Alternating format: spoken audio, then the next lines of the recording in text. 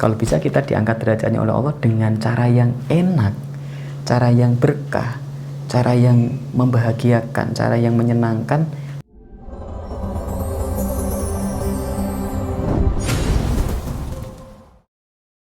Muhammad Rizky, Assalamualaikum Ustadz. Ustadz, saya mau tanya, bukannya derajat seseorang itu juga akan terangkat apabila sudah melalui ujian-ujian hidup yang dialaminya? Wah, ini pertanyaan yang bagus, Mas Muhammad Rizky. Ya, ada beberapa cara Allah mengangkat derajat seseorang dengan ujian-ujian yang dialami hidup seseorang. Asalkan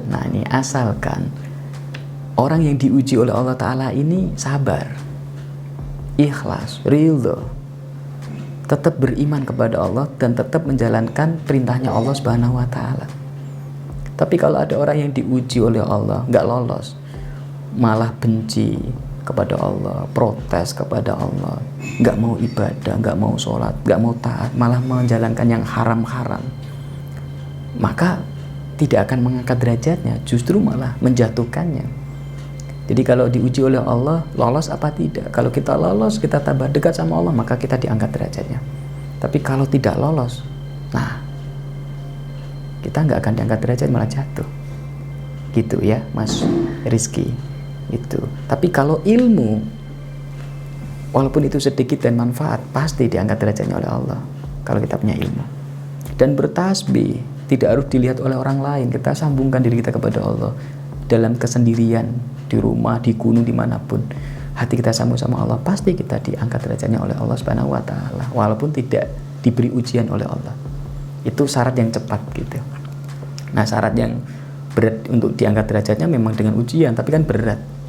Kalau bisa kita diangkat derajatnya oleh Allah dengan cara yang enak, cara yang berkah, cara yang membahagiakan, cara yang menyenangkan, yang tidak berat, yang ringan, yaitu dengan iman dan berilmu dan bertasbih. Nah, kalau dengan melalui ujian, asal kita lolos sih, kita akan diangkat derajatnya oleh Allah. Tapi berat ujian itu. Nah, kalau bisa kita berdoa bisa diangkat derajatnya oleh Allah dengan cara yang mudah, dengan cara yang ringan, dengan cara yang berkah, itu berilmu, beriman dan bertasbih. Gitu.